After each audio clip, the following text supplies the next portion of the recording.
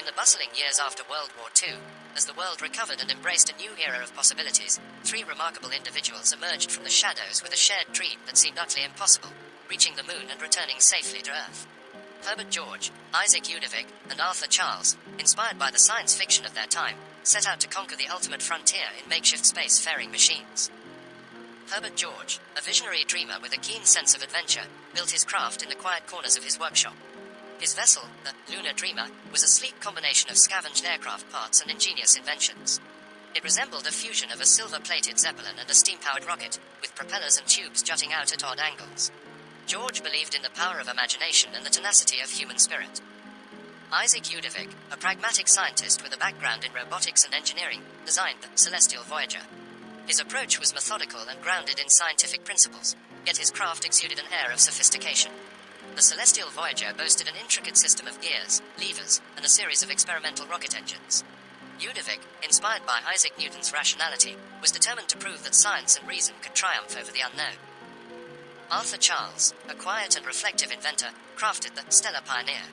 His machine was an amalgamation of cutting-edge materials and bold ideas, a testament to the transformative power of technology. Charles, a devotee of scientific accuracy and meticulously calculated trajectories, engineered a vessel that seemed ahead of its time. The Stellar Pioneer, with its catamaran design, caught the eye of those who dared to dream beyond the horizon. The news of their audacious endeavor spread like wildfire, capturing the imaginations of people around the globe. Governments and private investors, unsure whether to dismiss them as madmen or visionaries, watched with a mixture of skepticism and curiosity. As the three pioneers prepared for their journey, the world held its breath. The Lunar Dreamer, the Celestial Voyager, and the Stellar Pioneer stood side by side on the makeshift launch pad, ready to defy the laws of gravity. The countdown commenced, and in a cacophony of steam hisses, mechanical whirring, and the roaring flames of primitive rocket engines, the machines lifted off the ground.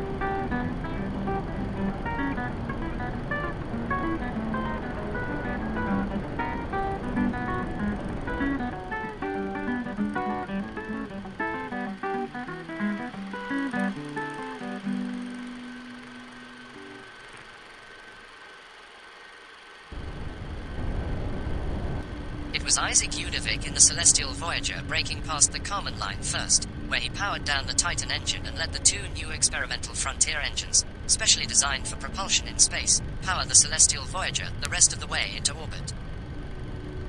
Not too far behind was the Lunar Dreamer piloted by Herbert George. The sleek Zeppelin-shaped vessel would climb into a suborbital trajectory before George would eject the cramped capsule with plenty of fuel to reach orbital flight before proceeding on to a transfer window to the moon. The rest of the remaining vehicle would be burned up in the atmosphere as it is no longer needed and expended. Bringing up the rear, Stellar Pioneer's catamaran expelled of liquid fuel, separated the fairing shell to reveal the luxuriate vessel of a spacious cupola-adorned capsule. Charles would pilot the vessel the rest of the way into orbit and then onto the moon, benefiting greatly from the spacious interior of the spacefaring craft.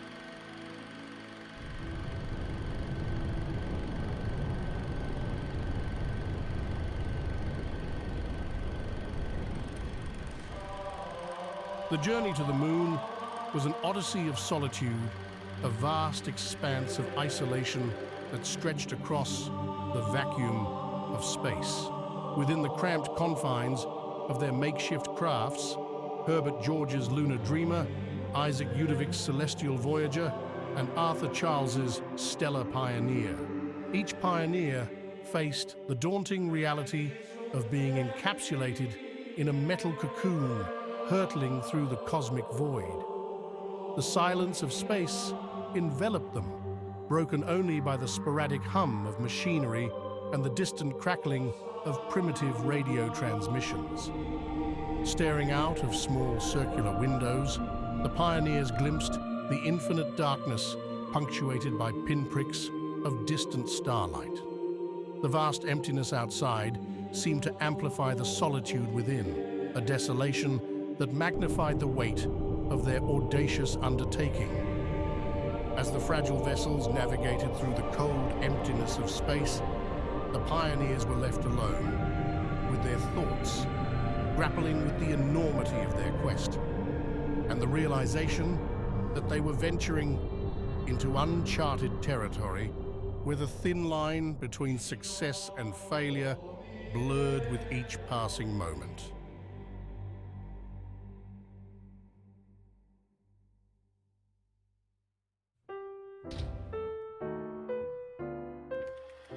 Isaac Udovic had brought the Celestial Voyager, powered by its Frontier engines, to an orbit around the moon. After shedding the fairing around the landing craft, Udovic would undock from the main vessel and take the small craft down to the lunar surface to be the first man on the moon. Udovic would redock with the main craft for a quick voyage back to Earth, but first he would need to guide the small landing craft to touch the lunar soil.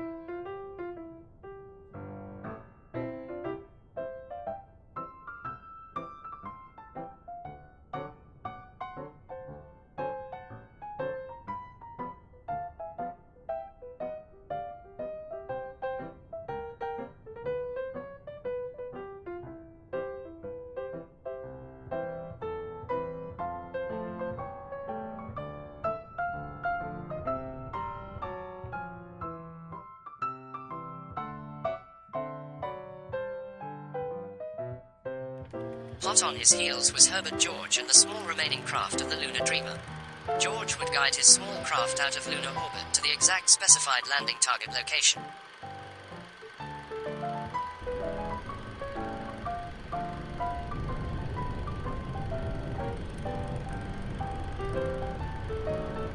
Unfortunately, George had inadvertently landed exactly on the top of the small lunar landing craft of the Celestial Voyager, damaging both craft critically in doing so.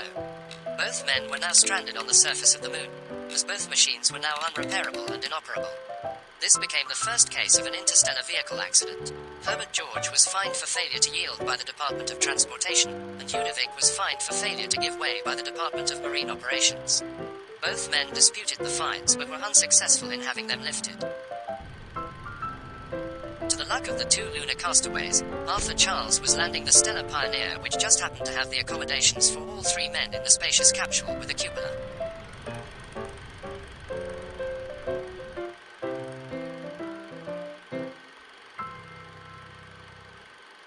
And after all three men joined in the Stellar Pioneer capsule, it just happened to be tea time, in which Charles happily served his new guests some Earl Grey, and the three men chatted about ideas and gossip. Herbert shared a fear of alien invasion, while Arthur spoke mostly of human occupation, as Isaac postulated on the possibilities of android life. The three men finished their sustenance and the voyage back to Earth began.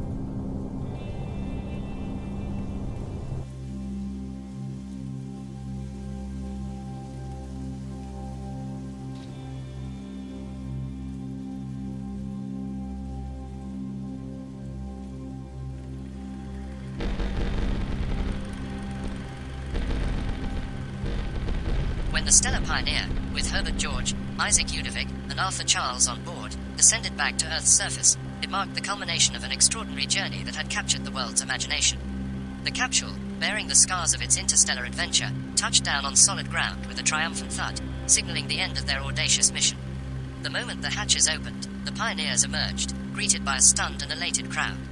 The world watched in awe as these intrepid explorers, once solitary figures in the vastness of space, now stood on Earth, alive and victorious. The public erupted into cheers, and news outlets around the globe heralded the return of the lunar pioneers as a historic triumph of human ingenuity and determination. The images of Herbert George, Isaac Udovic, and Arthur Charles stepping out of the capsule, their faces marked by the harsh journey, became iconic symbols of an era where dreams reached beyond the stars. The Stellar Pioneer's safe return marked not just the end of a race, but the beginning of a new chapter in human exploration, leaving an indelible mark on history and inspiring generations to come. Or so the story goes. 3 men who have affirmed the best we have within it, and all that New York has given today, its tears, its praise, its medals, its glory, is dwarfed by what you have done. Thank you, Mr. Mayor, and all the wonderful people of New York. This has got to be the proudest day of my life. Whether you realize it or not, you were with us all the way to the moon on board our spacecraft, but it's even nicer to see you here in your native habitat. Thank you, New Yorkers. It's wonderful to be here.